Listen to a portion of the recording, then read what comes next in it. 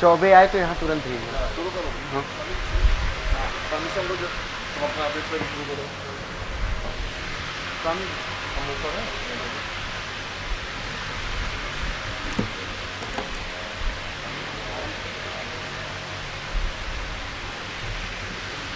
तुम लोग कोई नहीं आएगा, बता दो।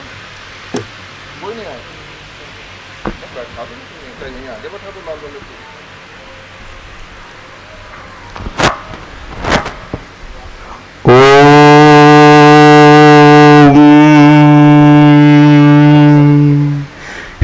श्रीमन्नारायण समारंभां श्रीशंकराचार्य मध्यमाम् अस्मदाचार्य पर्यन्तां वन्दे श्रीगुरु परंपराम्। संध्या काल का समय है।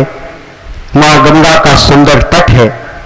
उसके तट पर बसा यह प्रेम नगर आश्रम है, जहां आज हम सब अपने युवा शिविर कार्यक्रम के तृतीय सत्र में सम्मिलित हुए हैं। इस कार्यक्रम में सर्वप्रथम मैं मंच पर आसीन समस्त माननीयों का कोटि कोटि आशीर्वाद लेना चाहूंगा, अभिनंदन करना चाहूंगा। परम पूज्य स्वामी श्री ध्रुव चैतन्य जी महाराज, स्वामी विश्वरूपानंद जी महाराज, आचार्य शास्त्री मानवेंद्र मिश्र जी एवं आज के मुख्य वक्ता श्री किशोर राव जी, हमारे शिक्षक गण एवं मेरे समस्त भगिनी तथा भ्रातृगण। आज इस कार्यक्रम में सर्वप्रथम मैं अपने विद्यालय के खेल शिक्षक AK सिंह सर से यह आग्रह करना चाहूंगा कि वे गुरुदेव श्री ब्रह्मलीन स्वामी सुबोधानंद जी महाराज की चित्र छवि पर माल्यार्पण करके उनका आशीर्वाद हम सभी के लिए प्राप्त करें।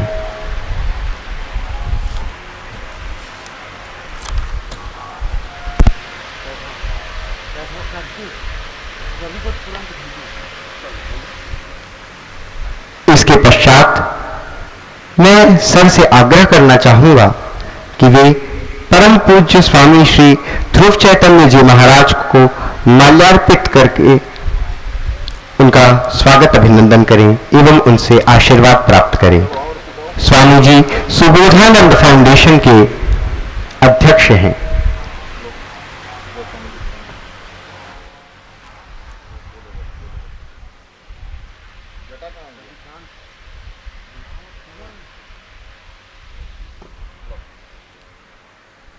इसके पश्चात मैं अर्पित सर से यह आग्रह करना चाहूंगा कि वे परम पूज्य स्वामी विश्वरूपानंद जी महाराज, जो कि योग एवं दर्शनाचार्य हैं, उनको माल्यार्पित करके हम सभी के लिए आशीर्वाद प्राप्त करें।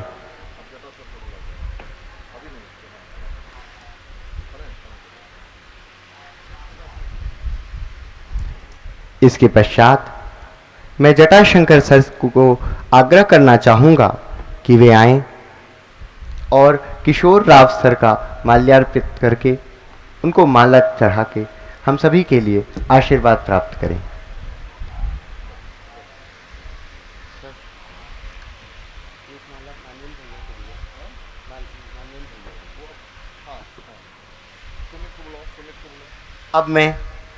अब मैं सुमित सर को आग्रह करना चाहूंगा कि वे आकर मानवेंद्र मिश्र भैया को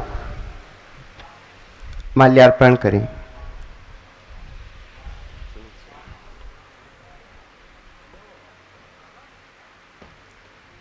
मानवेंद्र मिश्र भैया संस्कृत साहित्य के आचार्य हैं एवं सुबोधानंद फाउंडेशन के समर्पित सदस्य हैं, जो कि सुबोध कुटीर ऋषिकेश में पुस्तकालय एवं समस्त प्रकाशन के कार्यों को देखते हैं।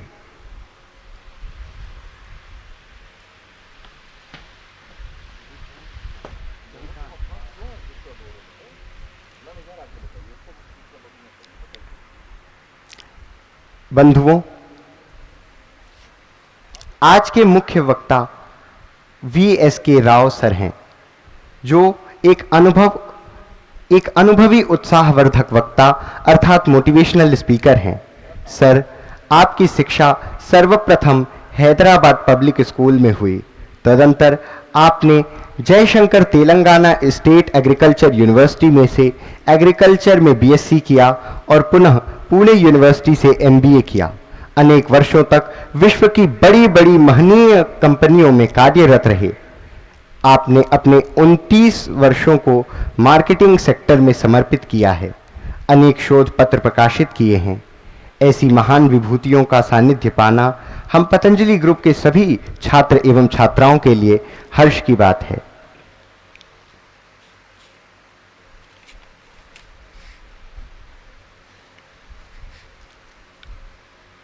अब मैं हमारे महर्षि पतंजलि विद्या मंदिर की एक प्रखर गायिका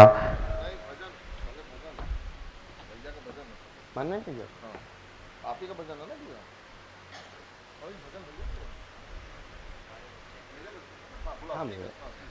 अब मैं हमारे विद्यालय महर्षि पतंजलि विद्या मंदिर की एक प्रखर गायिका रिया दुबे को मंच पर आमंत्रित करना चाहूँगा कि वे आएं और अपना भजन हम सभी को सुनाकर हम सभी की चेतना स्तरों को तरंगित करें।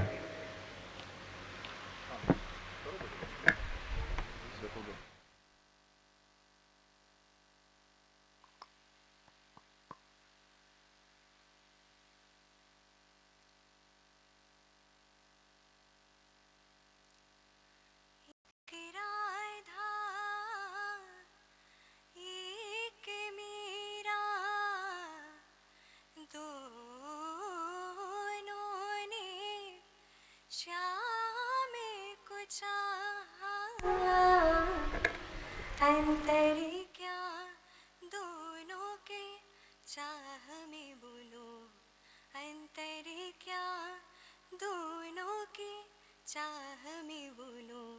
एक प्रेम दीवानी, एक दर से दीवानी, एक प्रेम दीवानी, एक दर से दीवानी।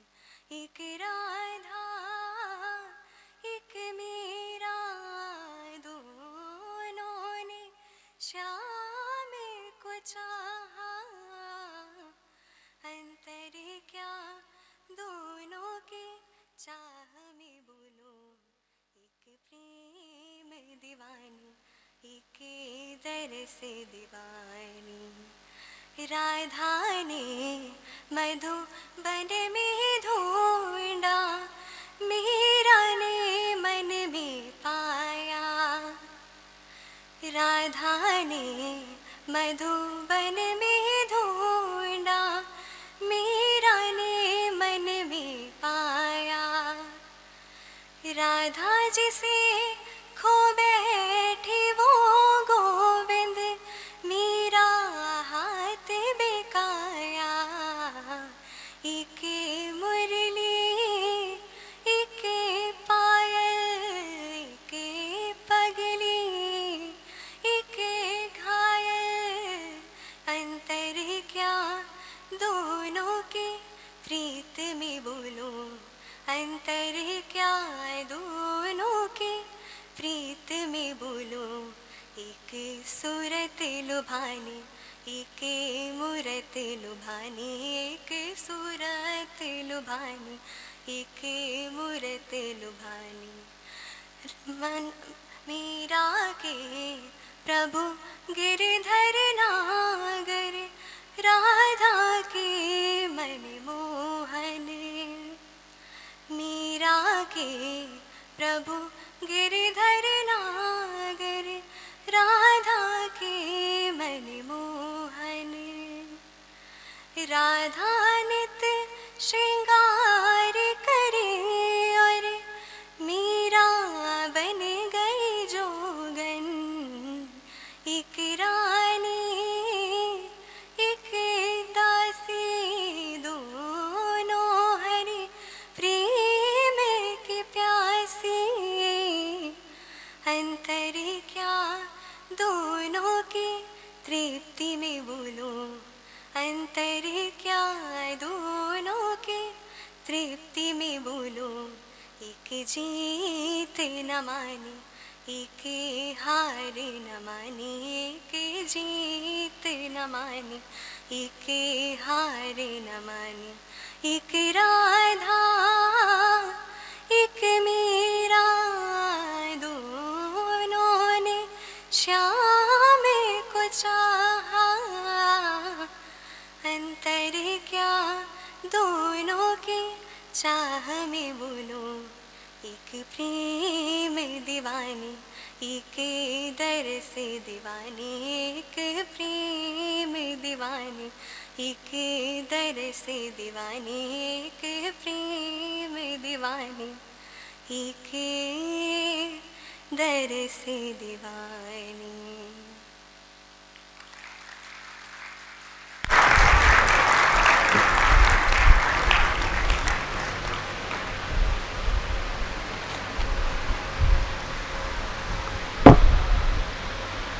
बहुत ही मधुर गायन।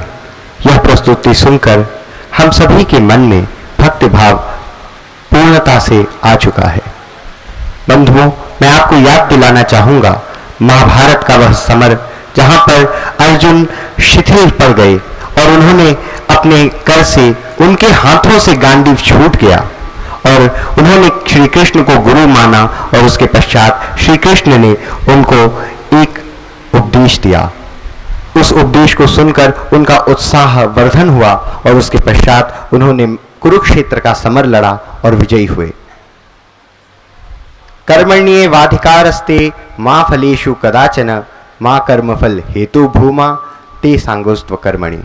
अर्थात हे अर्जुन, तुम कर्म करो, कर्म में ही तुम्हारा अधिकार है, फल की चिंता मत करो, उस पर तुम्हारा अधिकार नहीं है। बंधुओं, इसी प्रकार से हमें जीवन में अनेक अनेक स्तरों पर अनेक अनेक चुनौतियों का सामना करना पड़ता है और उन्हीं चुनौतियों का सामना करने के लिए कई बार हमें मार्गदर्शन की आवश्यकता पड़ती है।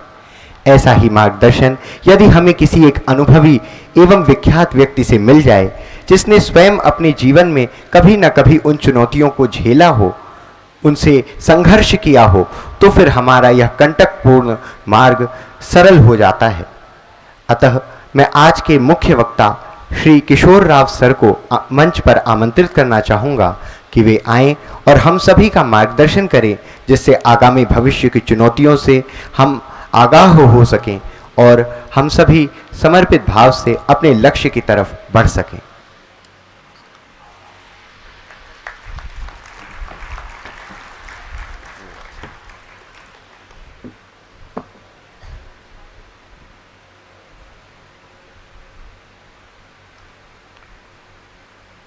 Good evening, everybody. Gurur Brahma, Gurur Vishnu, Gurur Devo Maheshwara, Gururevam Parabrahma, Tasmai Sri Guruve Namaha. Well, I welcome you all to the land of Ganga and the foothills of the Himalayas. Since we are come here to Haridwar, in the Mahabharata, it is said Haridwar was known as Ganga Dwar. You've seen, yesterday you had been to Dehradun, I am told. And here you have in Dehradun, which is the place of Guru Dronacharya.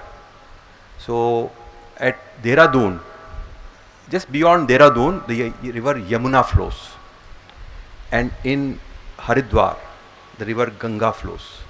These two rivers come from the Himalayas, mighty Himalayas, from Yamunotri and Gangotri, up in the deep up in the Himalayas, and come all the way and flow towards the ocean in West Bengal at Hooghly. Okay, so these two rivers, before it goes to Hooghly and merges in the sea, there is a very important place it comes to, which is where both Yamuna and Ganga come together. Which is that place? Yes, exactly. So all of you are coming from Prayagraj. Welcome to this holy land. I am so happy to see so many youngsters full of life come here and come to the holy land of Haridwar. But we are today, in today's times, we are modern people. So therefore we need education which is relevant to the times. So what is that education which is relevant to the times? So I mentioned Guru Dronacharya. We spoke about Mahabharata. We speak about modern science. We speak of mathematics. We speak of rocketry. We speak of apps. We speak of computers. So what is that knowledge which is relevant to us? See, all of you are here. Somebody, I'm told, 10th class. How many people from 10th class? Can you please raise your hands? Okay. About 20%. How many 11th and 12th? Very good. So all of you are in the cusp of life. You want to make careers in the future. May I ask what kind of careers, at least in the front line, we can share? What kind of careers do you want to make? Can I? आप क्या बनना चाहते हो? What do you want to become? Loudly, please. Sports person. Wonderful. Please sit down. What do you want to become? I can't hear you. Pardon? You want to become an IAS officer, administrator. Wonderful. And what do you want to become? Sports person. Very good. Indian Defense Forces. Very good. Very good. Navy. Wonderful.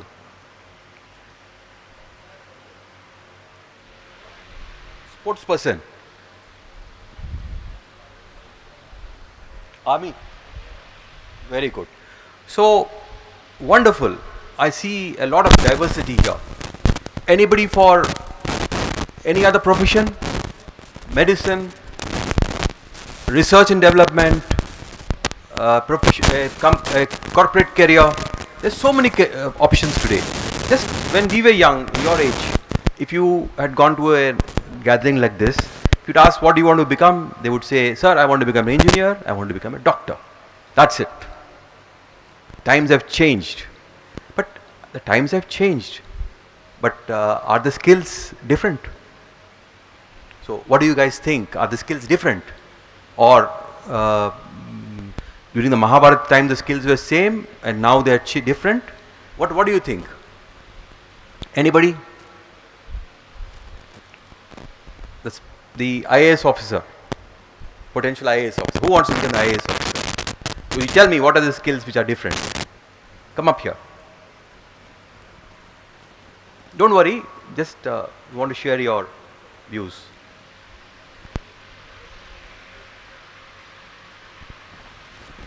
So, what is your name? Sir Mohammad Umar. Pardon? Sir Mohammad Umar. Mohammad Umar wants to share his views on what kind of skills are different from those days and now. Yeah.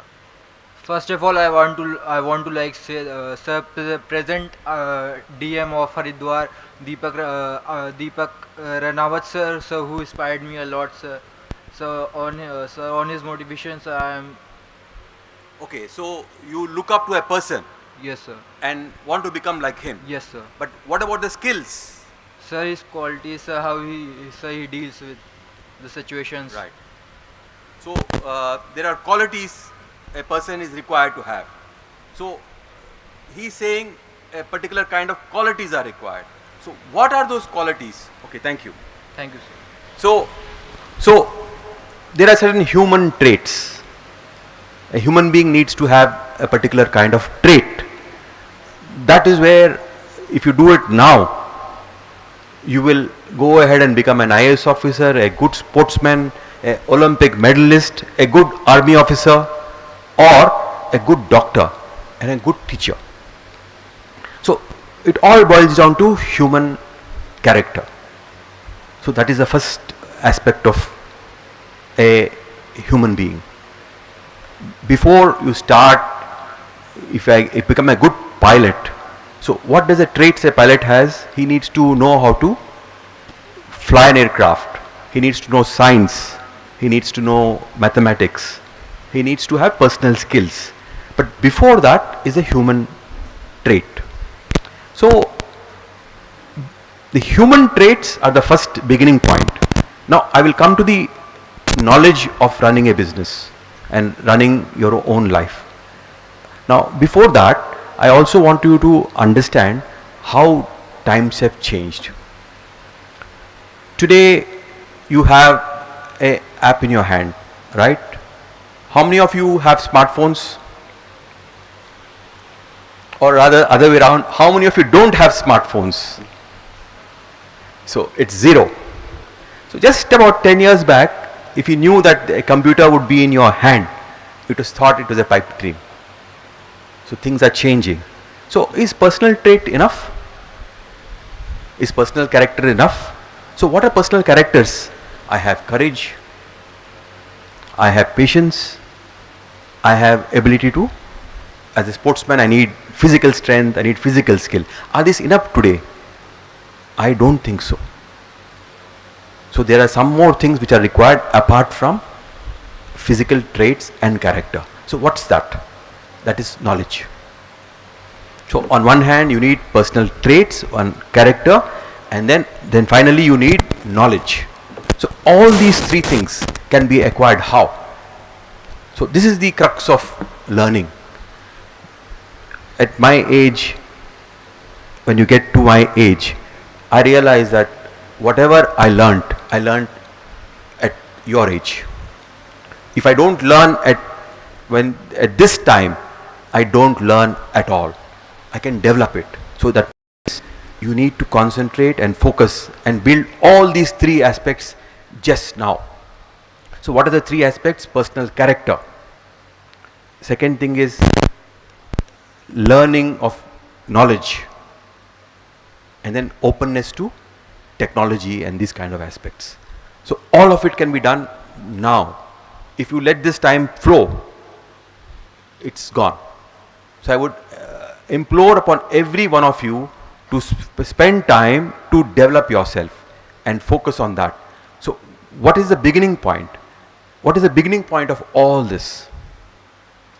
Does anybody, can you tell me what is the beginning point of all this? Anybody? Pardon? Yeah. Self-realization, okay, very good. Anybody else? Pardon? Come on. Come on guys. From Prayagraj, come on. Anybody else? Yeah, go ahead.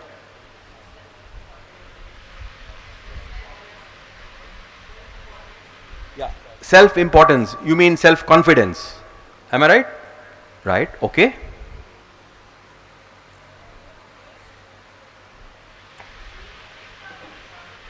Determination, very good, determination. So all these are traits you will develop. Before that, where do we start? How do you get here?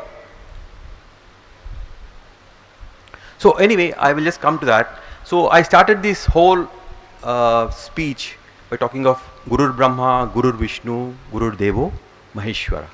Gurureva Parabrahma Tasmai Sri Guruve Namaha.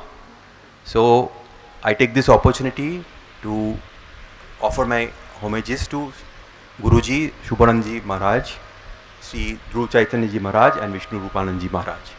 I offer them because the starting point of any knowledge, any strength, any trait in development is, the beginning point is having a guru. So I would like to say that you are all very lucky people to come to Haridwar and get Guru Sannidhya. So Guru is a principle, Guru is a person, Guru is a book, Guru, anything which gives you knowledge is called Guru. In the Sri Guru Gita it is said, what is the Guru principle? Guru principle means Gukarasya uchyate, Gukarasya uchyate. So that which takes you from darkness to light is the Guru principle. That which takes you from, Gu means darkness, Ru means light. Gukarasya andakaraha, Rukarasya uchyate. That is the Guru principle. I would like all of you to internalize this particular principle. First principle is adopt the principle of Guru. So that which takes you from darkness to light is a Guru principle. So when Sri Krishna, Bhagwan Sri Krishna, as he said, wanted to go further, he himself had to take a Guru in the form of Sandipini. Bhagwan Ram had to take a Guru in the form of Sri Vashishta. All the Pandavas, they were not admitted to a particular yagya because he did not have a Guru. They adopted the Guru Dhaumya. So in last 200 years or maybe 50 years, we have lost the tradition of India. So why was India so powerful? That's why it was called Sone ki Chidiya, isn't it? So Sone ki Chidiya, everybody wanted the Sone ki Chidiya. India became Sone ki Chidiya simply because it had a particular type of life. It had a particular type of knowledge system. So this knowledge system all had its basis. Apart from the many other things, the fundamental premise was Guru. So since yesterday you went to Guru Dronacharya's town and came back, I wanted to remind you that Guru is the starting point of all knowledge. Guru is the starting point of all character building.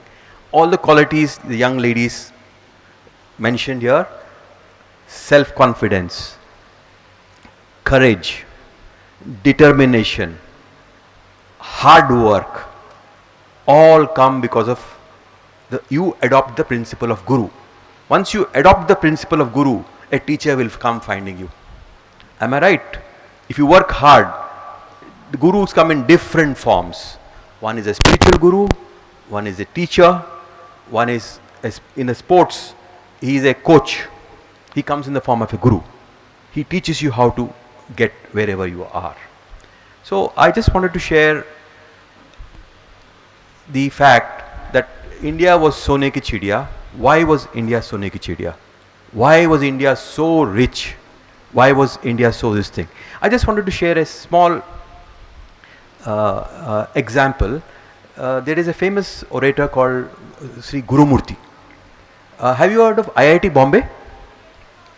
So IIT Bombay is where everybody wants to be. If you are the top 0.5% of India, you get to IIT Bombay. So in IIT Bombay, the convocation address was there, and Sri Gurumurti was invited. Other chief guests were Adi Godrej. You heard of Godrej company? So Adi Godrej is one of the most respected industrialists of the world. And I think Sri Narayan Murthy also was there. You heard of Narayan Murthy? Infosys is an IT company. He was there. So different persons came and they were very proud to be in IIT Bombay. So Sri Narayan Murthy came and said that you guys are very lucky. I am very happy to be in this particular IIT Bombay, and I congratulate all of you on passing IIT, and tomorrow you are going to be the leaders of India. You are the top brains of the world, so be proud. So what have you learnt in IIT? See, we come from India. All of you know the English language. I am speaking in English. So it's an advantage that all of you must learn, that you must learn communication skills. It's a language. So he said that you learn English. The British taught us English. So we are one of the best in the country. That's why we are having the IT revolution.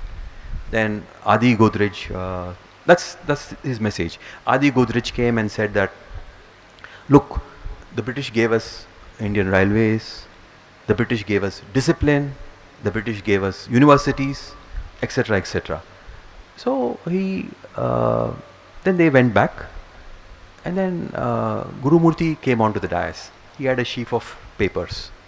He said, young IITians, I had come with a prepared speech. So, but I'm going to keep this speech aside.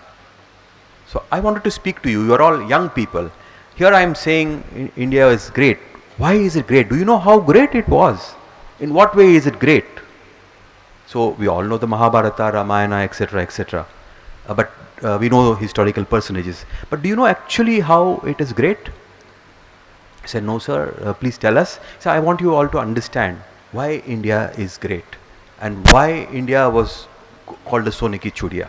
So he said, just after the World War, you know World War II? World War II ended in 1945. After World War II, Japan and Germany on one side, England, US, France on other side. These were called the Allies and these were called the Axis powers. I'm sure all of you are aware of it. Anybody not aware of it? So Hitler was on one side and Britain was leading the battle on other side. Indians fought on the side of the Allies and we were also took part in the World War. So there, after the World War II, Japan had to sign a treaty and disband its army. So in 20 years time, after 1945, 1965, 70, Japan became one of the leading countries of the world. So what do you know of Japan? You know Sony Corporation, you know Toyota. So these are just two small examples. Mitsubishi Corporation, Sumitomo, so many corporations. How can a small island in the span of 20 years or 30 years, after being completely annihilated, they put an atom bomb on Hiroshima and Nagasaki? You are aware of it? So they had to surrender. How did Japan become superior? So Guru Murthy said, all the Western powers, England, France, Germany, America, were saying, how can an Asian country become so rich? How can an Asian country who is backward become so powerful? So they said, okay, let's find out. So they commissioned a very respectable body called Organization of European Countries. It's one of the world's leading bodies where all the European countries together had a research center. They employed 200 historians and said that, okay, let us study what the world's economy was in the past. Let's not talk of scriptures, let's not talk of literature. How can you have economic power? So today India is the 5th largest economy in the world. You're right, you know that, right? So America is number 1. Number 2 is Japan or Germany. Then or China. China is number 2. Then we have Japan, Germany, and then we have India. India overtook UK. But this was not the case just 20 years down the line. We were somewhere in 30, 40, 50 countries. So the Europeans wanted to understand how Japan became very powerful. So this body of 200 scientists, very knowledgeable, pakka historians, researched into the past.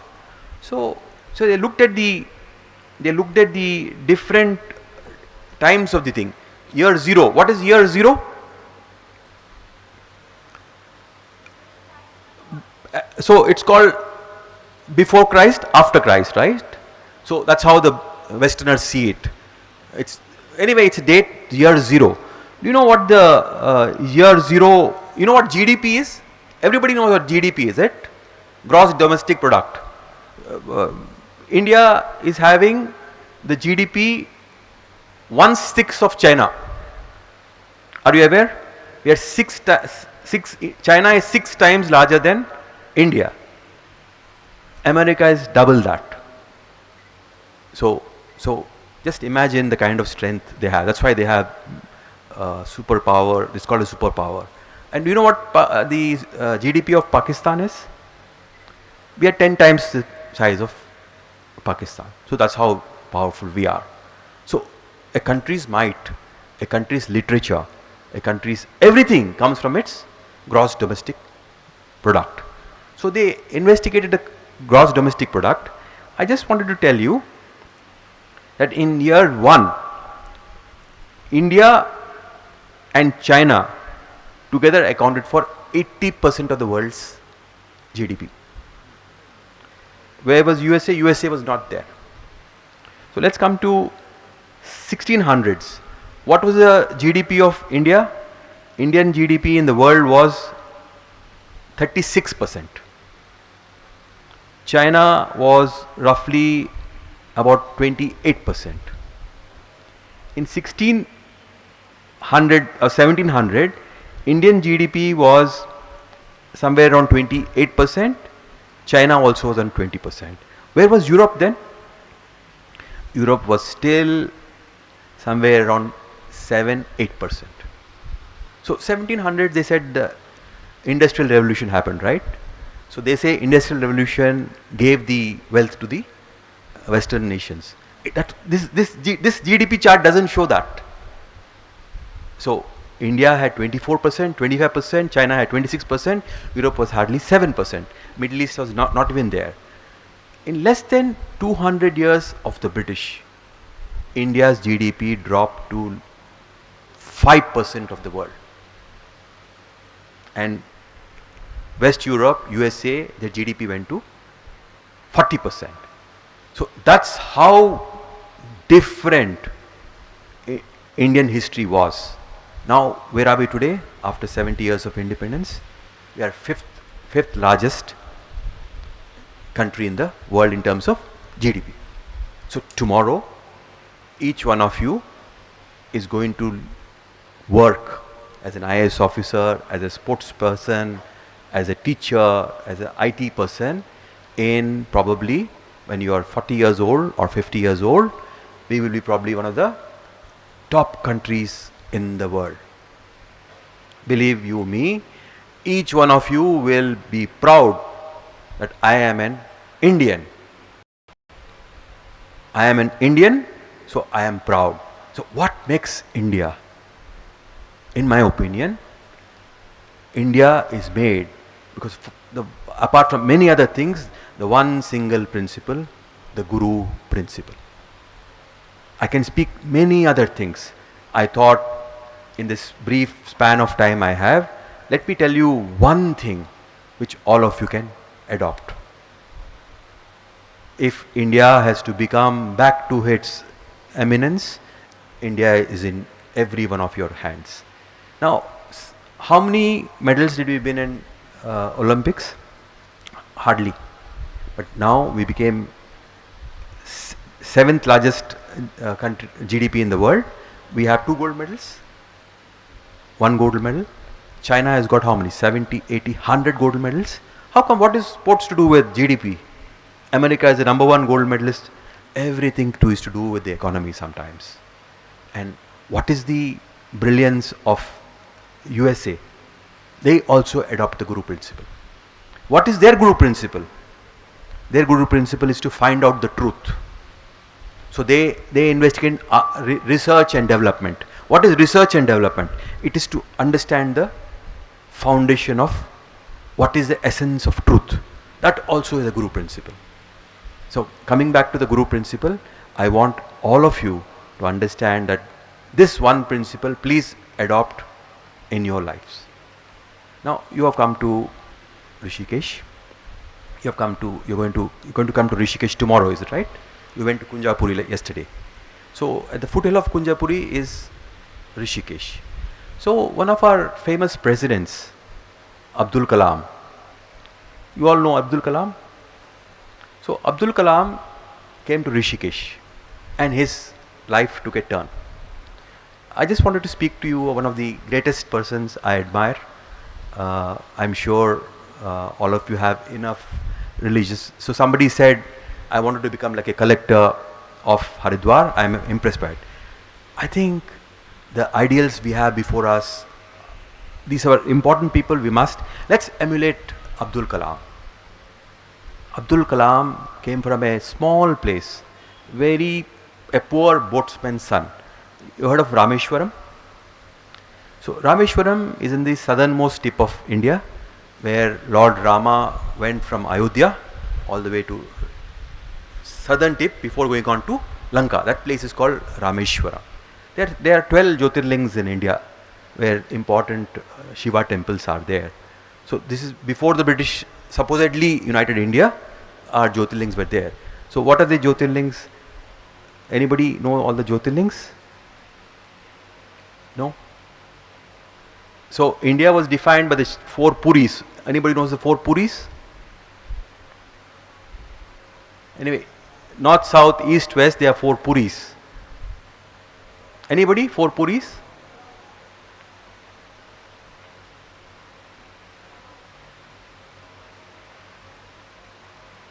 Okay, anyway, coming back to the 4 Jyotirlingas, I will just tell, you heard of Kedarnath? Kedarnath is right up there in the Himalayas. The southernmost Jyotirling is in Rameshwaram. In between there are 5 Jyotirlings in Maharashtra. There are 2 Jyotirlings in MP. Ujjain, you heard of Ujjain Mahakal? Okay, that's considered to be the center of the earth. So on the northernmost tip you have Kedarnath, and southernmost tip you have Rameshwaram. So you have Grishneshwar in Aunda Nagnath. Then what else? So you have Omkareshwar next to Ujjain, and so on and so forth. So these 12 Jyotirlings define India. So British did not give us political unity. India was already a land known to all of us. Maybe they are different kingdoms, but India was one. So coming back to the topic, Rameshwaram Sri Kalam was the son of a very poor boatman, Jalaluddin or somebody he was called. He used to make his livelihood through taking tourists to a place called Dhanushkodi. So if you go to Rameshwaram, has anybody been to Rameshwaram here? You have been to Rameshwaram, yes, some of you have been to Rameshwaram. So Rameshwaram is a very beautiful place. If you go to Rameshwaram, if you have gone by road, if you go by train, there's an island off the coast of Tamil Nadu. You go to Ramanathapuram, then you go to Rameshwaram. The train goes over a ocean and goes into that. It's a very, very beautiful place. There in Rameshwaram, if you the Shiva temple is there. If you go and have a bath there, the waters are very calm. If you go, just keep walking from here to that hall end, or even till the Gangaji at the back, the ocean is still this much. Have you had a bath there? So sea is very calm. But if you just go to Dhanushkodi, just little further out, the sea is very rough. Huge waves come there. At this place, Kalam was born. He was born around 1930 or 1940, before the World War I. I spoke to you about World War II. He was born there. So when Kalam was very young, he went to the school temple. He would go to he was in a small street called Masjid Street. His father was also the friends of the priest of Rameshwaram temple. So as an Indian, they imbibed the values of togetherness, and Kalam writes in his book. Anybody knows Kalam's book? Wings of Fire? Yes, please write down Wings of Fire. I want all of you to read it. So Kalam used to go to the temple, do the prediction of the temple, and respect the temple just like every other pilgrim. So when during that time, Kalam had his elder person in his family called Jalaluddin. Jalaluddin was the only person in his village who could speak English. But Jalaluddin could not finish his education beyond 12th, I think, because his family circumstances did not allow it. So he had to take care of his family, so he dropped. Abdul Kalam became very close to Jalaluddin, and around that time he used to take the tourists and get back. He also had another cousin called Shamsuddin, who used to give papers to all the families in Rameshwaram. Just aside, I'm just giving you a background. So when the war happened in 1941, I think the war was declared. One thing which change happened in Abdul Kalam's life was Jalaluddin used to give the papers in all the houses. The train which used to come and bring the papers to Rameshwaram was stopped. It would not stop, so they would throw the bundle of papers on the nearest platform. So Shamsuddin had to go and pick up the papers and give it to Jalaluddin. They used to distribute it. So since Shamsuddin had no help, he first gave a job to Kalam. So Kalam was given the task of taking the papers and bringing them to Rameshwaram and distributing to it. He said, my first livelihood was that I got apart from my boatman, I used to take tourists. I got my first proper job by getting papers to Rameshwaram. After that, after 1945, there was an emergency-like situation. Times were very difficult. Anyway, he was in the local school. He learnt whatever the school teachers could give him, and he respected teachers. So whatever knowledge he could give, he took it. So after that, Kalam asked his parents and went to Ramanathapuram and did his studies there. Probably he was the only person who studied in Ramanathapuram in that college. And then he asked his parents to finance his education in School of Aeronautics, Chennai. So he went there. His sister-in-law pawned jewelry and went there. Now all of you don't have that circumstance. He went to become the President of India. So anyway, after his IIT, after his degree, he wanted to join the Air Force. Who's a young man wanted to join the Air Force, right? So he wanted to join the Air Force. He wrote the exam for the Air Force. He went to Delhi. He had to write the exam. He was not selected. So Abdul Kalam came to Delhi, wrote his exam, entered the interview and did not get selected. Abdul Kalam was shattered. So he came to Rishikesh, just like all of you have come to Haridwar. He went to Rishikesh, went and sat near the Ganga and said, looked at the Ganga and felt very bad. In the evening, he thought maybe I should give up everything and, just give up. In the evening, he heard some bells. Just if you come to Rishikesh tomorrow, you've seen Ramjula. How many of you have seen Ramjula? Ramjula, have you seen anybody Ramjula? Okay, just above Ramjula, on the top of the hill, there will be an ashram there.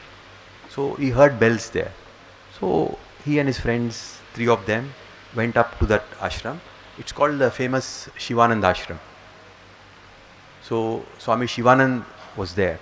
So Kalam went there, and it so happened Swamiji was outside, and he asked him, young man, why are you dejected?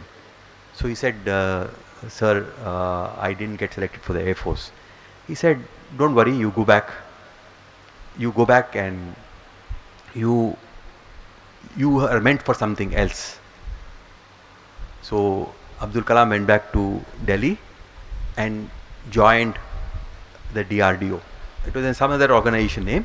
He joined the thing and he went on to become the missile man of India, and then became the President of India.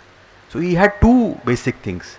Kalam said, my other teacher gave me 3 important attributes. He said, one must dream. What should one dream? So as a young man, a poor young fisherman, boatman's son, he used to light the skies. He used to see the stars. And in the night he used to sit and watch the stars. So he said, one must fly into the sky. Okay, then he said, his teacher told him, you must have a passion and determination. Somebody told determination to meet that particular objective. So he said, okay, I must have. So he said, I had this attachment to stars, I had attachment to the sky. Then he went on to make the missiles. Determination and also the conviction that you will achieve your dream. So all of you here, I request you to dream. Don't stop yourself at small things. Don't think you're small or big. Dream big. Dream. And once you dream, have a conviction that you will achieve that particular dream. And then have that conviction to do it.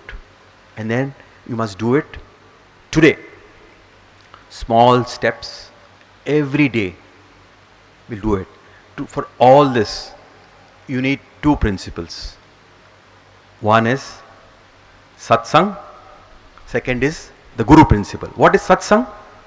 Satsang, there could be so many ways of satsang, but first thing I will tell you is avoid bad company. So what did you learn from Kalam? Kalam had so much option. He had option, but he chose the best of his best and adopted the company of the best people. So please, all of you, adopt the company of the best people And second thing, adopt the Guru principle in your life.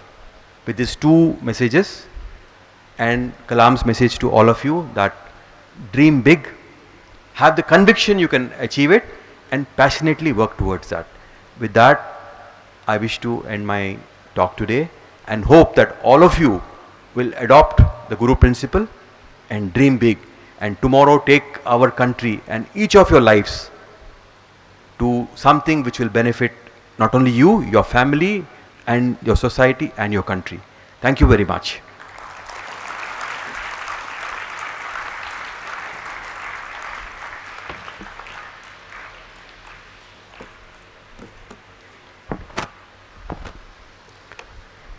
I am honored to express my immense gratitude towards VSK Rao sir for being kind enough to spare his precious time to guide and enlighten us. Once again, thank you very much, sir.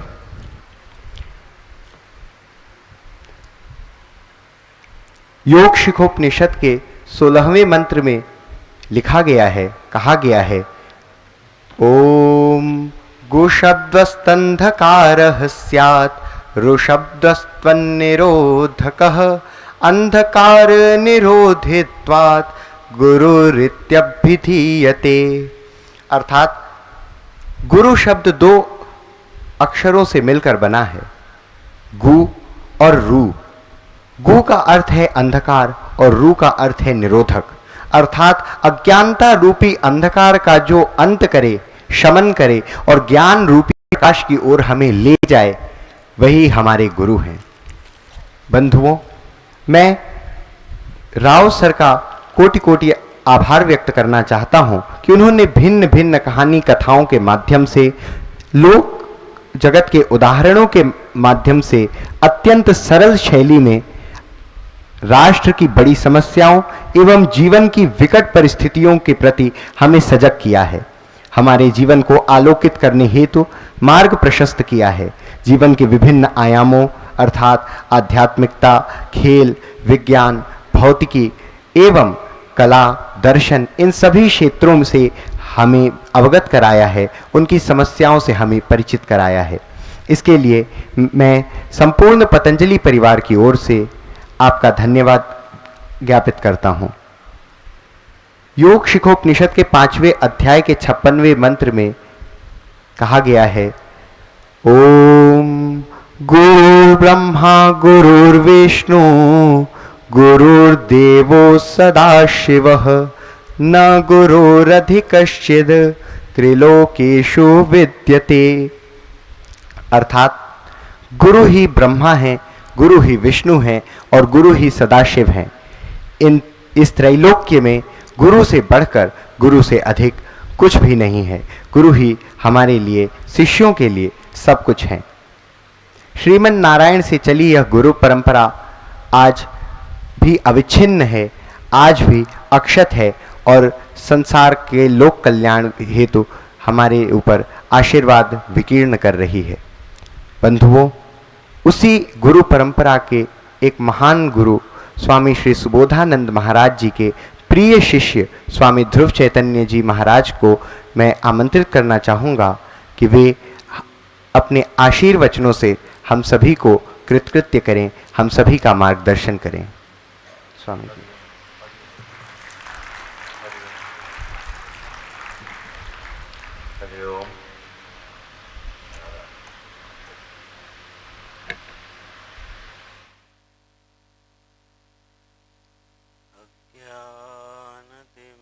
ज्ञानतिमिरान्धस्य ज्ञानाञ्जनशलाकया चक्षुरुन्मीलितं येन तस्मै श्रीगुरवे नमः। ॐ श्री सद्गुरुचरणकमलेभ्यो नमः।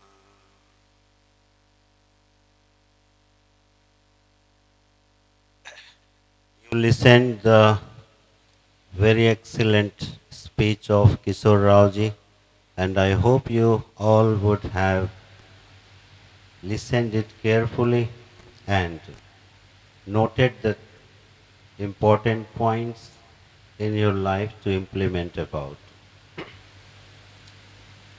Kishore Rao ji has a constraint in Hindi, so he was supposed to speak in English.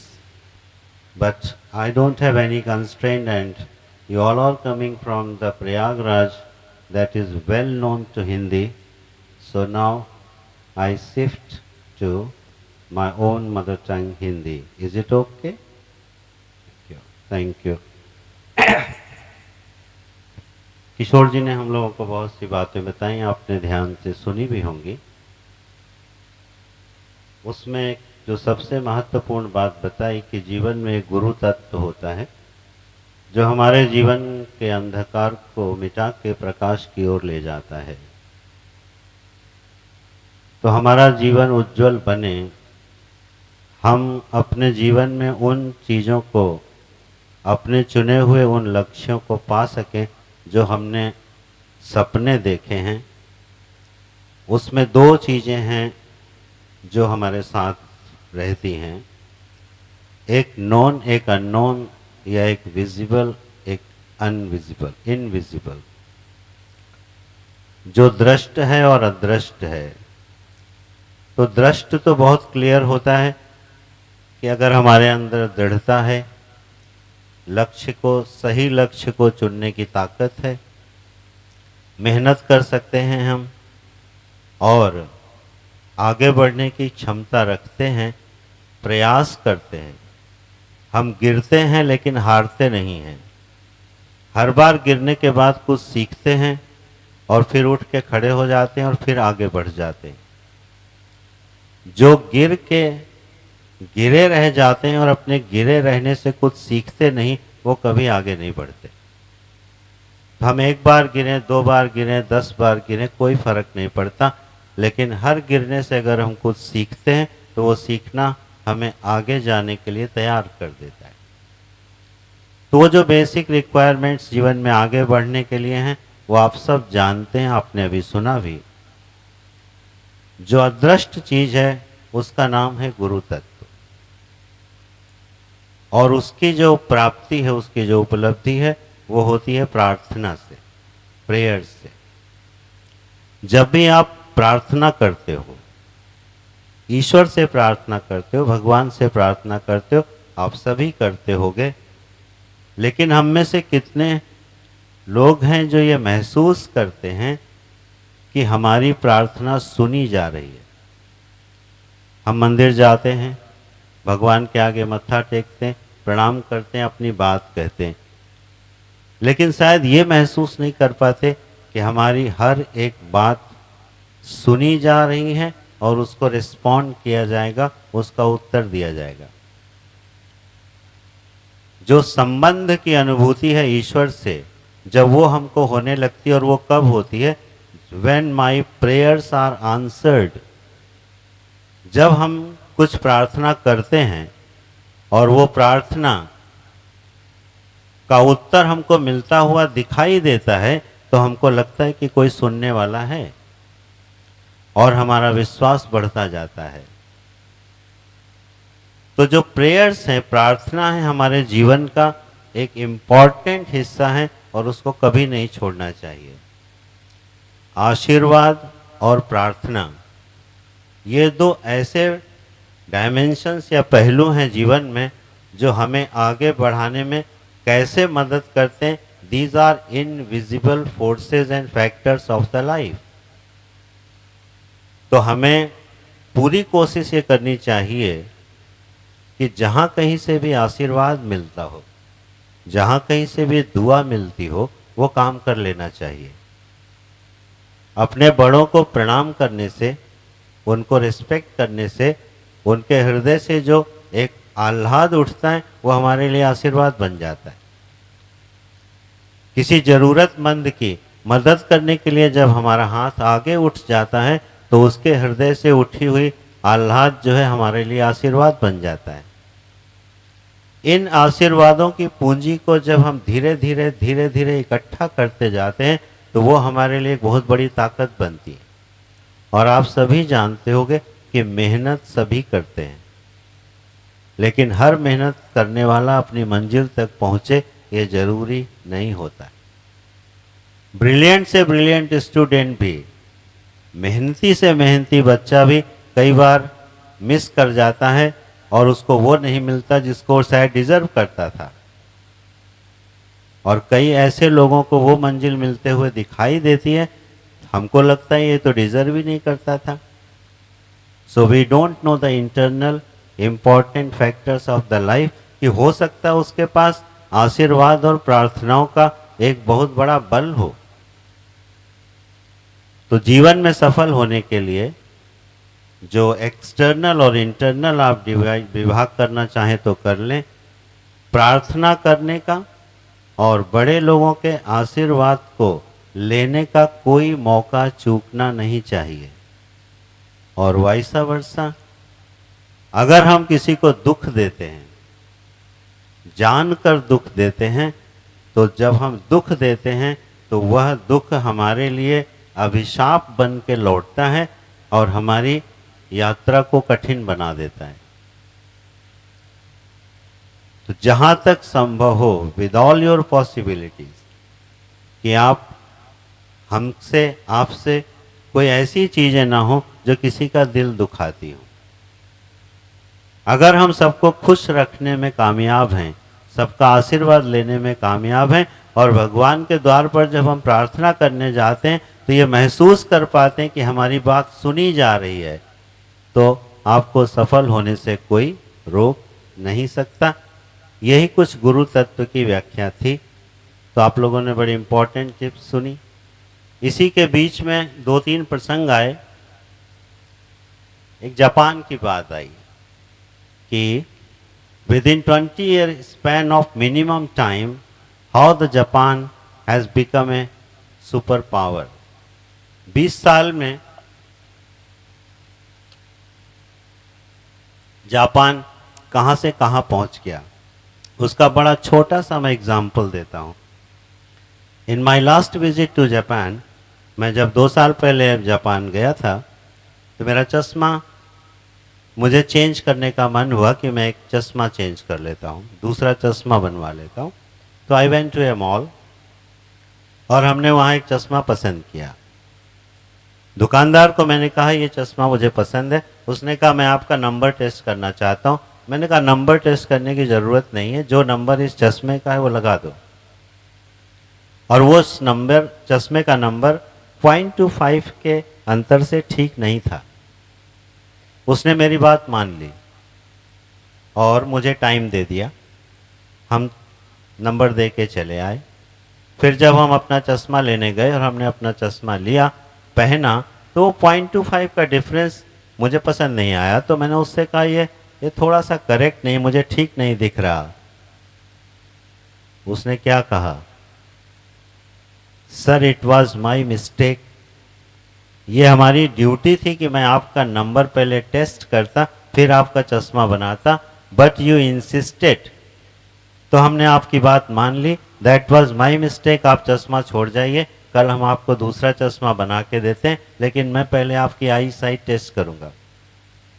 उसने हमारी आई site test करी, दूसरा चश्मा बनाया और पहले चश्मे के ग्लासेस के रिपेयरिंग के कोई पैसे नहीं लिए। क्यों? और बार बार सॉरी बोला कि ये मेरी गलती थी कि मैंने अपनी ड्यूटी को ध्यान से नहीं पूरा किया। ऐसे कई इंसिडेंट्स हुए छोटे छोटे। मैं आपको ये सिर्फ बताना चाहता हूँ रेफरेंशियल, कि जापान जैसा छोटा सा देश अगर दुनिया का सुपर पावर बनता है तो there are some certain reasons. हम लोग अपनी उन वैल्यू सिस्टम को शायद बहुत ज़्यादा खो चुके हैं। मैं अपने देश की निंदा कभी नहीं करता, never and never. My country is so beautiful and powerful we can not imagine. लेकिन हमको जो जहाँ से सीखना चाहिए, सीखने को मिलता है, वो हमें सीख लेना चाहिए। जो वहाँ का मोरल वैल्यू सिस्टम है, जो डिसिप्लिन है। आपको पता है कि जब वहाँ कॉमन बाथरूम को कोई यूज़ करता है और बाहर निकलता है तो वो नेक्स्ट वाले के लिए वॉशरूम तैयार करके जाता है। कि नेक्स्ट जो आएगा उसको वॉशरूम बिल्कुल क्लीन मिलना चाहिए, और ये हर जापानीज करता है। पूरे जापान में मैंने कोई कॉमन वॉशरूम भी गंदा नहीं देखा। तो जो कुछ हमको सीखना चाहिए, जहां से सीखना चाहिए सीख सकते हैं।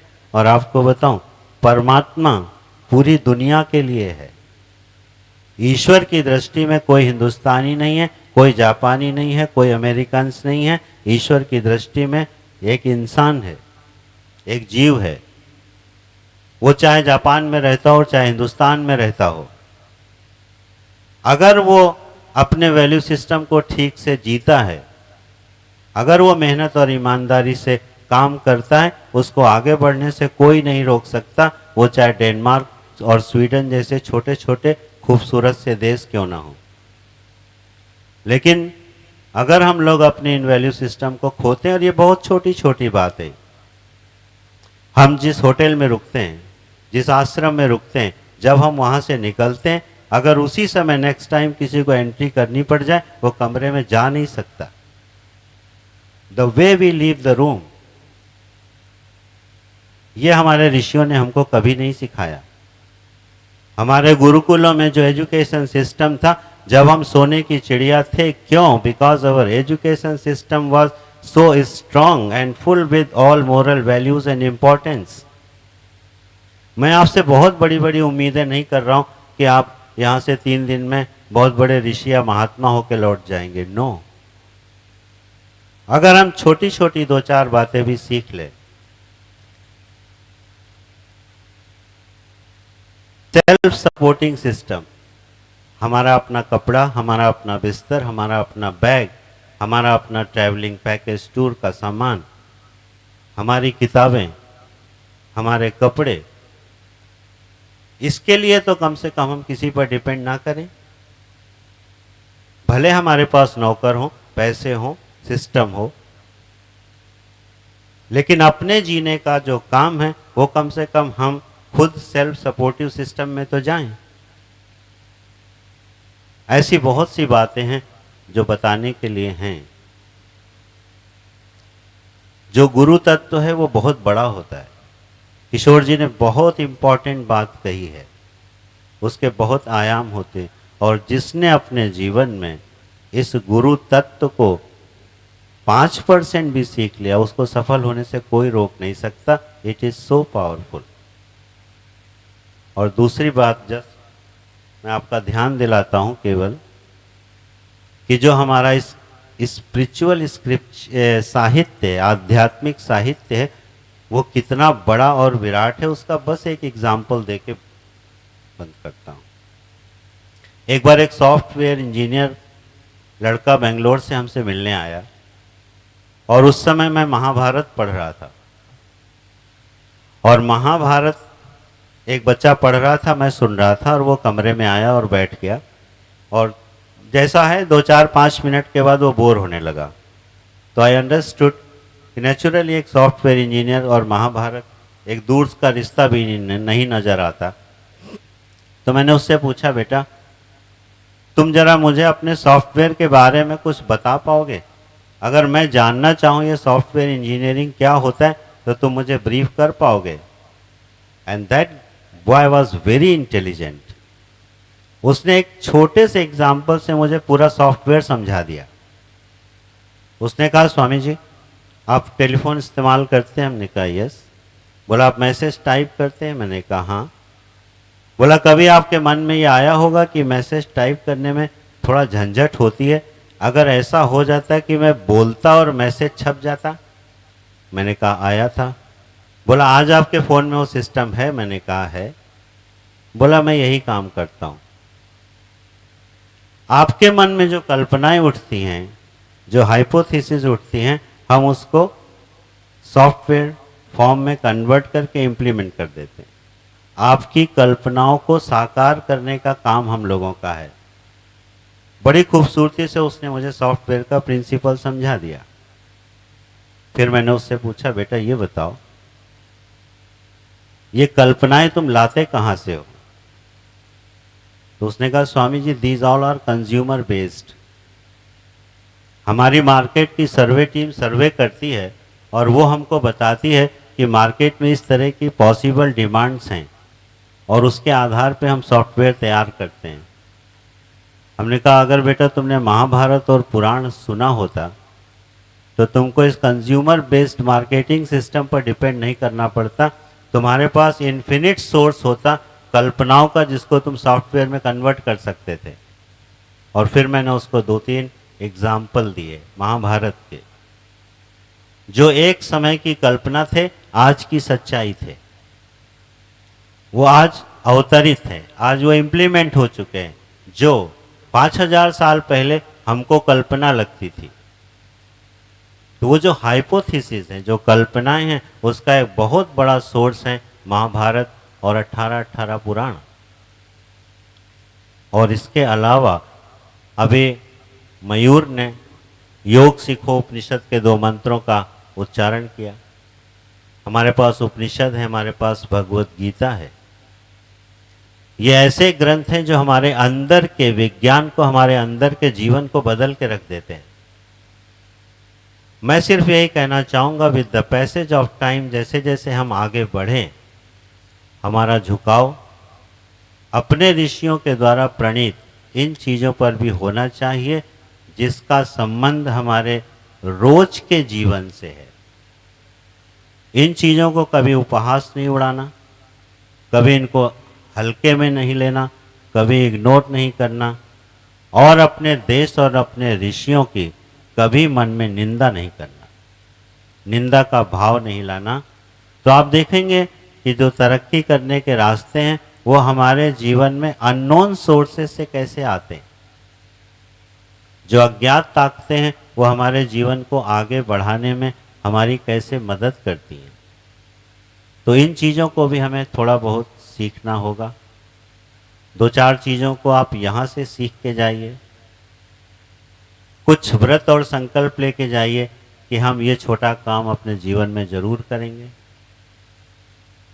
एक सूर्य नमस्कार के 12 मंत्रों को सीख के जाइए कि आप प्रतिदिन केवल भगवान भास्कर के 12 नामों के साथ सूर्य नमस्कार करेंगे। That's all. उतना में ही आप देखेंगे कि आपके जीवन में कितना परिवर्तन होता है, कितनी तेजस्विता आती है, कितनी कंसंट्रेशन पावर्स बढ़ती है। तो इस तरह से कुछ चीज़ें हमको सीखनी चाहिए। एंड आई होप कि आप सभी लोग कुछ ना कुछ ज़रूर यहाँ से सीख के जाएंगे, और अगर ध्यान से सुनेंगे तो कहीं ना कहीं मन के कोने में पड़ा रहेगा और कभी ना कभी आपके हमारे वो काम जरूर आएगा। चलते चलते मैं बस ये पूछना चाहता हूँ, आपसे पूछा गया कि आप क्या बनना चाहते हो। सबने बताया हम ये बनना चाहते हैं, आईएएस बनना चाहते हैं, स्पोर्ट्समैन बनना चाहते हैं, कॉरपोरेट सेक्टर में जाना चाहते हैं, इंजीनियर्स बनना चाहते हैं। पर 2 चीज़ें किसी ने नहीं बोली। कोई लीडर नहीं बनना चाहता, कोई नेता नहीं बनना चाहता है क्या? पूरे स्टूडेंट्स में कोई है जो नेता बनना चाहता हो? चलो, तो इतने बच्चों में एक है जो नेता बनना चाहता है। हो सकेगा कल मैं नेता के बारे में कुछ बताऊंगा, लेकिन जो नेता बनना चाहता है कल उसका इंटरव्यू होगा और आप में से ही कोई उसका इंटरव्यू लेगा। 15 मिनट का एक इंटरव्यू सेशन होगा। तो जो नेता शब्द मजाक बन गया, आप लोगों को हंसी आ रही होगी, लेकिन नेता शब्द बहुत गहरा है, उस पर हम कल बात करेंगे। लेकिन कल एक 15 मिनट का इंटरव्यू होगा। अरुणेश जी वो एंकर सजेस्ट करेंगे जो इंटरव्यू लेगा, और मैं साथ में रहूँगा। अच्छा, दूसरा एक चीज़ किसी ने नहीं कही और शायद कोई कहेगा भी नहीं, आप में से कोई महात्मा बनना चाहता है?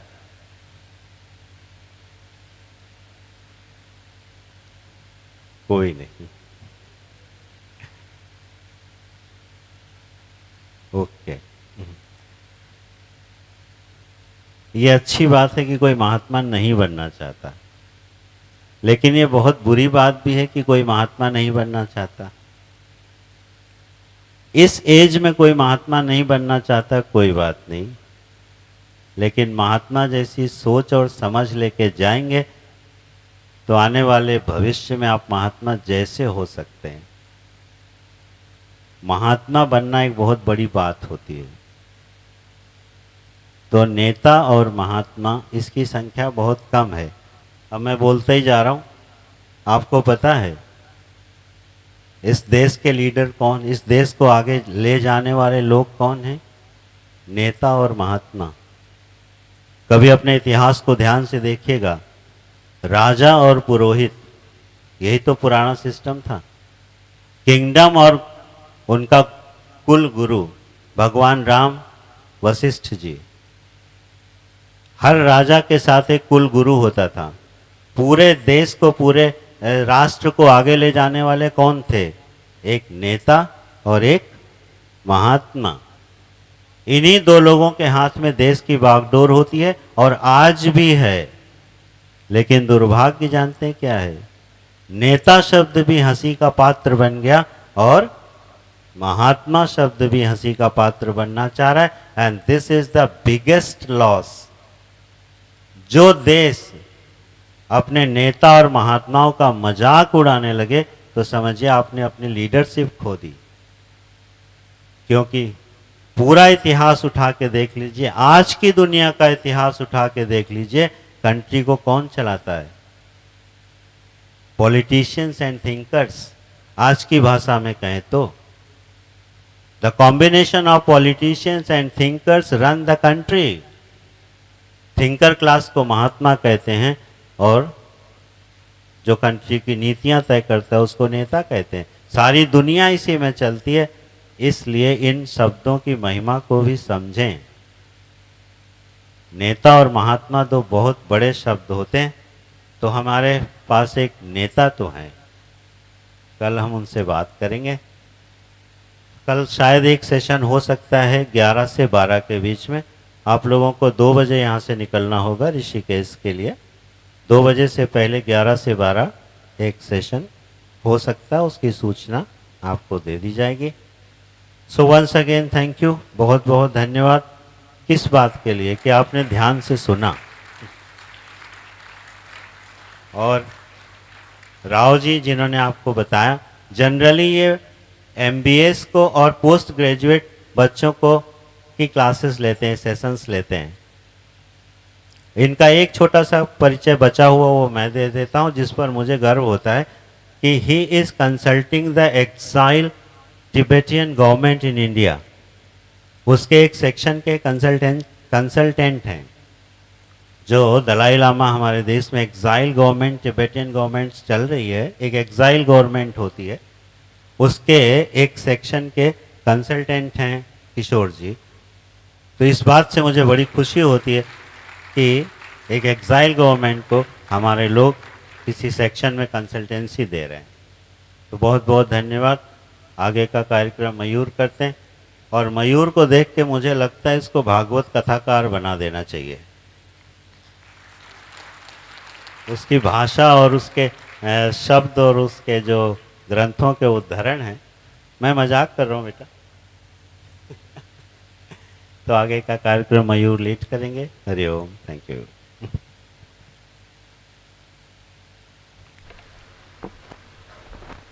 धन्यवाद स्वामी जी। वंदनीय आचार्य कमल चरणानाम। स्वामी जी ने हम सबको बताया कि संसार किस प्रकार से धीरे धीरे सरकता जाता है।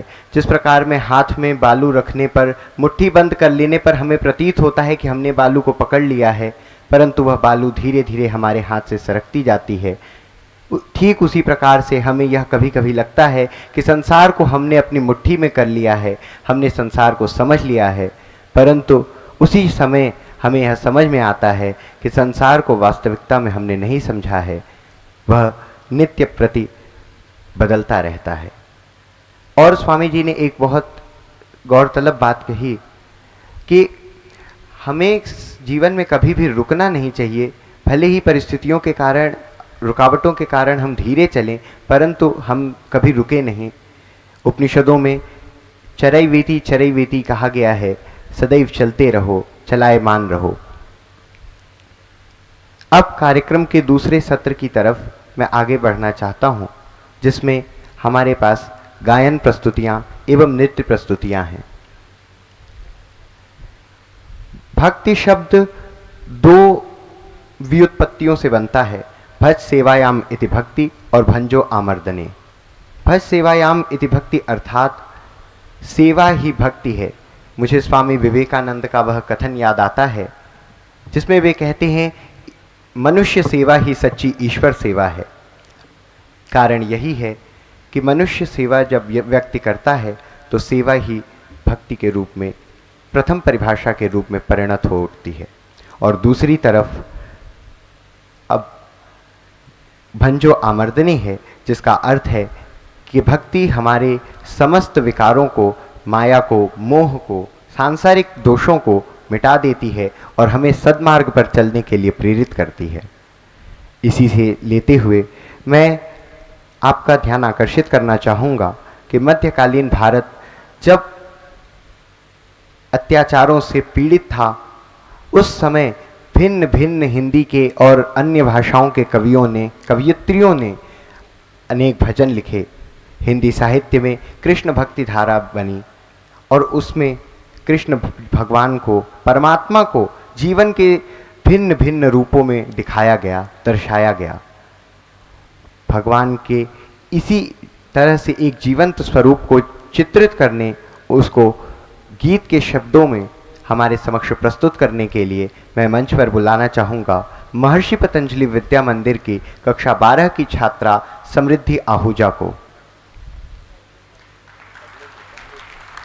और उनके साथ तबले पर संगत दे रहे हैं शिखर आचार्य कक्षा 10 के।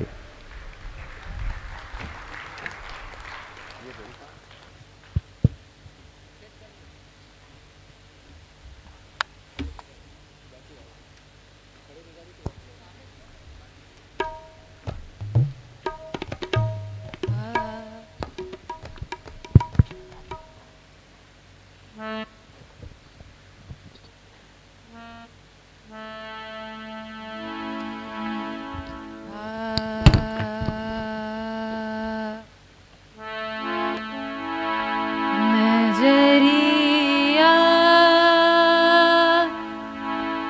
लग जाएगी मेरे कान्हा को, कोई मत देखो। नजरिया लग जाएगी मेरे कान्हा को, कोई मत देखो। नजरिया लग जाएगी मेरे कान्हा को, ओ मेरे कान्हा को, ओ मेरे कान्हा को, कोई मत देखो। नजरिया लग जाएगी मेरे कान्हा को, कोई मत देखो। नजरिया शीश मुकुट मकरा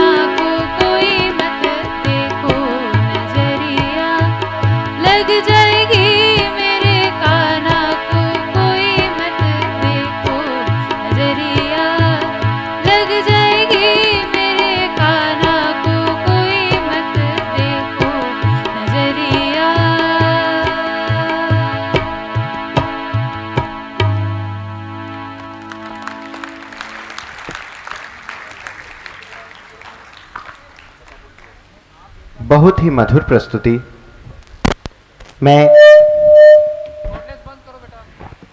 मैं समृद्धि आहूजा, रविकांत चौबे और शिखर भट्टाचार्य का धन्यवाद देना चाहूँगा कि उन्होंने अपनी मधुर प्रस्तुति से हम सभी को तरंगित कर दिया, आह्लादित कर दिया।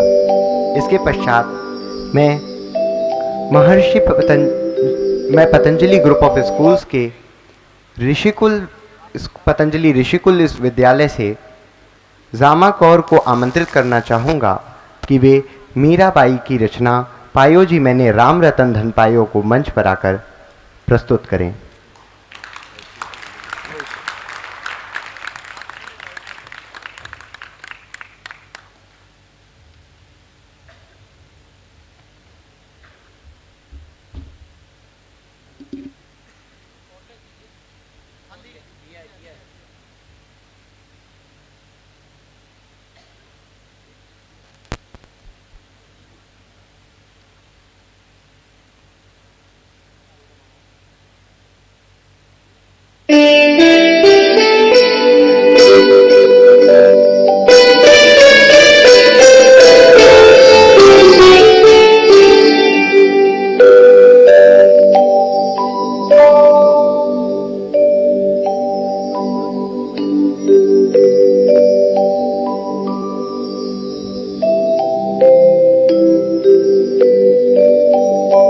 पायो जी मैंने राम रतन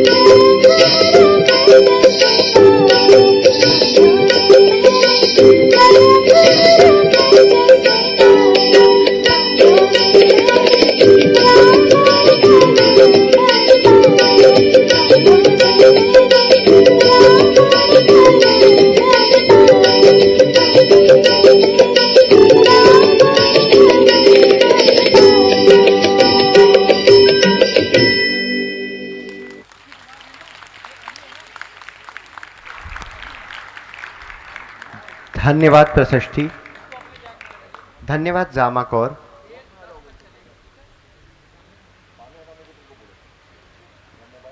अब इसके पश्चात हम अपनी अंतिम प्रस्तुति की ओर बढ़ेंगे।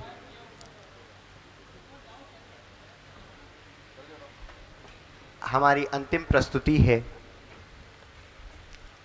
नृत्य प्रस्तुति, जिसको प्रस्तुत करने के लिए मंच पर मैं आमंत्रित करना चाहूँगा महर्षि पतंजलि विद्या मंदिर की कक्षा 12 की 2 छात्राओं को, अनुष्का निगोशकर और प्रशस्ति पाठक को। वे आएँ और श्री कृष्ण गोविंद हरे मुरारी पर अपने नृत्य प्रस्तुति को प्रस्तुत करें।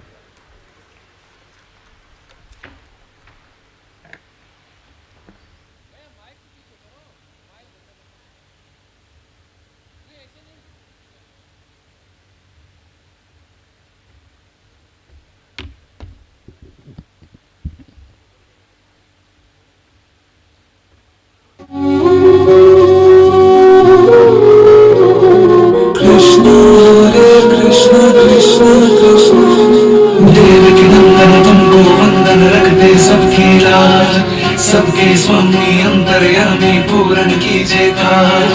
देवकी नंदन तुमको वंदन रखते सबके लाज। सबके स्वामी अंतर्यामी पूरन कीजिए काज। मन मंदिर में सजे बिहारी, मनमोहन तेरी छवि अति प्यारी। मन मंदिर में सजे बिहारी, मनमोहन तेरी छवि अति प्यारी। बंसी बजैया रास रचैया, तारन हार मेरे तुम ही केवैया। तुमसे बड़ा कहाँ कौन कन्हैया। श्री कृष्ण गोविंद हरे मुरारे, हे नाथ नारायण वासुदेवा। श्री कृष्ण गोविंद हरे मुरारे, हे नाथ नारायण वासुदेवा। देवकी नंदन तुमको वंदन रखते सबकी लाज। सबके स्वामी अंतर्यामी पूरन कीजिए काज। हमारी आज की संपूर्ण प्रस्तुतियां पूर्ण हो चुकी हैं। कार्यक्रम के अंत में कार्यक्रम का अवसान करने हेतु मैं मंच पर उपस्थित सभी सम्मानित जनों से यह आग्रह करना चाहूँगा कि वे गुरुदेव ब्रह्मलीन श्री सुबोधानंद सरस्वती जी महाराज की चित्र छवि पर पुष्प चढ़ाकर हमारे अंतिम कार्य पुष्पांजलि के संपन्न करें। इसी के साथ मैं मानवेंद्र मिश्रा भैया को आमंत्रित करना चाहूँगा कि वे पुष्पांजलि मंत्र से इसको पूर्ण करें।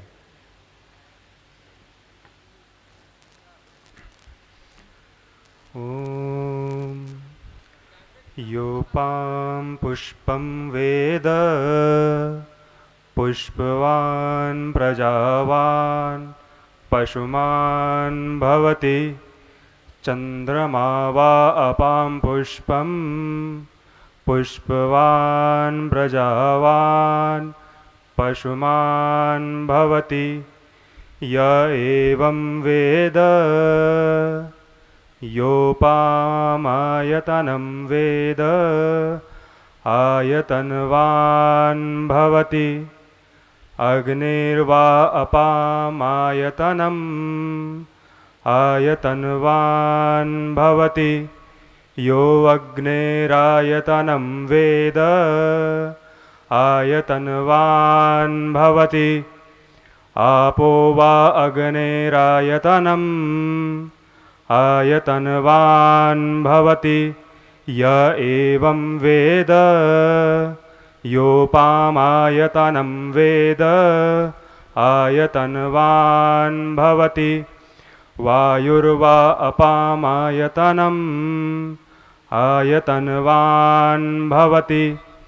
यो वायोरायतनं वेद आयतनवान् भवति।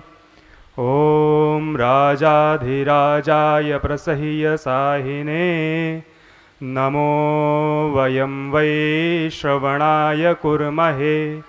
स मे कामान् कामकामाय मह्यम् कामेश्वरो वै श्रवणो ददातु कुबेराय वैश्रवणाय महाराजाय नमः नानासुगन्धपुष्पाणि यथा कालोद्भवानि च पुष्पाञ्जलिर्मया दत्त गृहाण परमेश्वर। ॐ श्री सद्गुरवे नमः। दिव्यमन्त्रपुष्पाञ्जलिं समर्पयामि, नमस्कारं करोमि।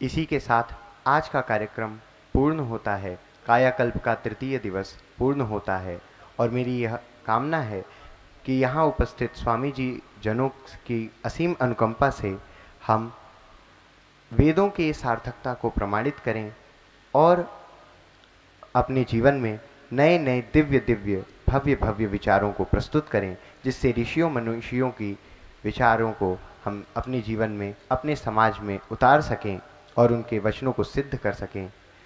ओम सर्वे भवन्तु सुखिनः, सर्वे सन्तु निरामया, सर्वे भद्राणि पश्यन्तु, मा कश्चित् दुःखभाग् भवेत्। ओम शान्तिः शान्तिः शान्तिः।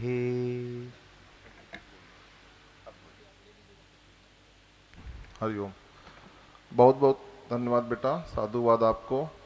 मुझे खुशी इस बात की है जो मुझे यहाँ पे बोलने की इच्छा हुई कि इतने कम टाइम पे मुझे स्वामी जी ने सुबह बोला कि कुछ ऐसे कार्यक्रम हो जाए, तो इतने कम समय पे हमारे बच्चों ने, आप लोग ने गायन और नृत्य का जो इतने व्यस्त शेड्यूल पे आप लोगों ने तैयारी की, उसके लिए आप लोग धन्यवाद के पात्र हैं। हम लोग खाना खाने चलते हैं।